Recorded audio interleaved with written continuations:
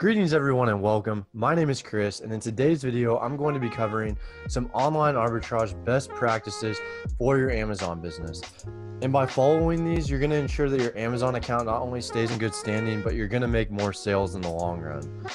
And as always, I have 4 items that you guys can source down below, and a comment from this video will win a 1-hour free call and then also be entered in to win a free call next video. All you have to do is like, subscribe, and make sure you turn on those notifications. Now let's go ahead and get back to these best practices.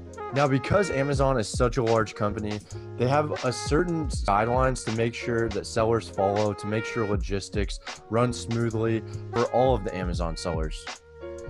Failure to abide by some of these rules can not only result in bad feedback, but it can result in the termination of your Amazon seller account. So these first couple things are going to be more geared towards that. The last few things are going to be geared towards just helping your business run more smoothly and making more sales and using your time more efficiently. First thing you want to make sure is, are you setting up your shipments correctly? Do you have things that need to be in poly bags and poly bags?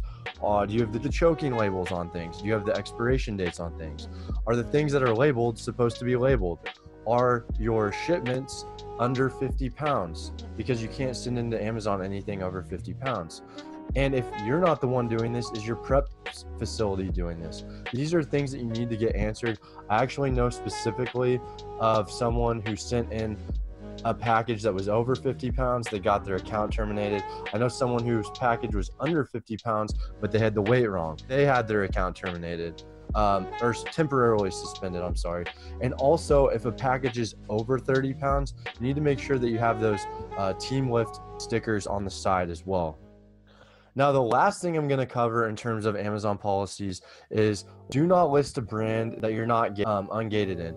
And you're probably asking, Kris, how can I even list something that I'm gated in? Well, I've talked about in my past video, one of my past videos, an inventory managed software called Inventory Labs. And basically, it's a great way to speed up listing your items as well as keeping track of inventory.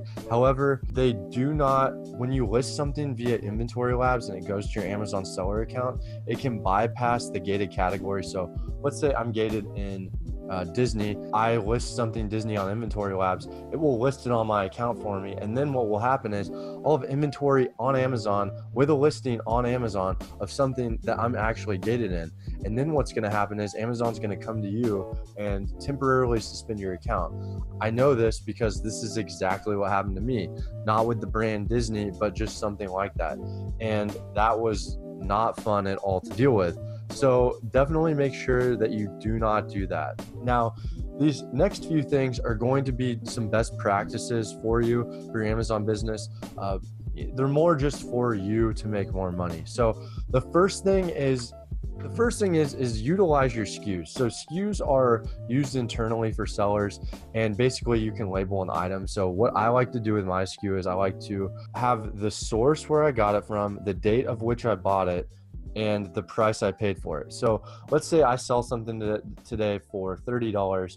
I can check my orders very quickly and see, oh, I bought this from Target on December 31st for $2. And obviously it's not going to tell you the profit, but that's a great way to kind of see, ballpark how much profit you made very, very quickly. The next thing you're going to want to, I highly recommend doing, is make a spreadsheet of items you purchase. And I'm actually going to go farther and say, not just of what you purchased, but this is how I break it down. So when I'm sourcing or looking for potential items, I have a spreadsheet for items I purchased. I have a spreadsheet for good items that I did not purchase. And then I have a spreadsheet for good items that are gated. And that's kind of how I break things up. And it really helps things out. So sometimes I don't have the time to actually do hard research.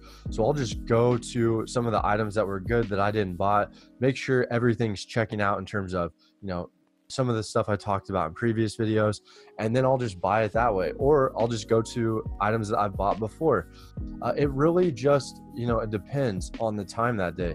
But it's really nice to kind of build up a nice little spreadsheet, which really helps speed things up in the process.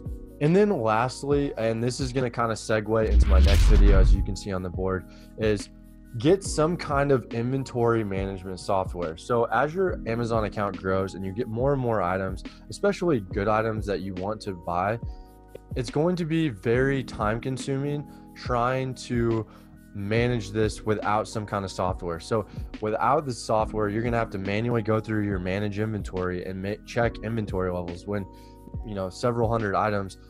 That's going to be a pain. So I highly recommend getting some kind of software that you can use to really manage inventory levels that let you know, okay, I need to reorder now, or do I want to reorder this item? How many of this item do I have left? And that's really going to help the cash flow of your business. I'm going to give you an example. So I hadn't really gotten this yet. And the other day I ran out of inventory, and there were a couple of days, actually there were 3 or 4 days where I really wasn't getting that many sales because of poor inventory management on my part.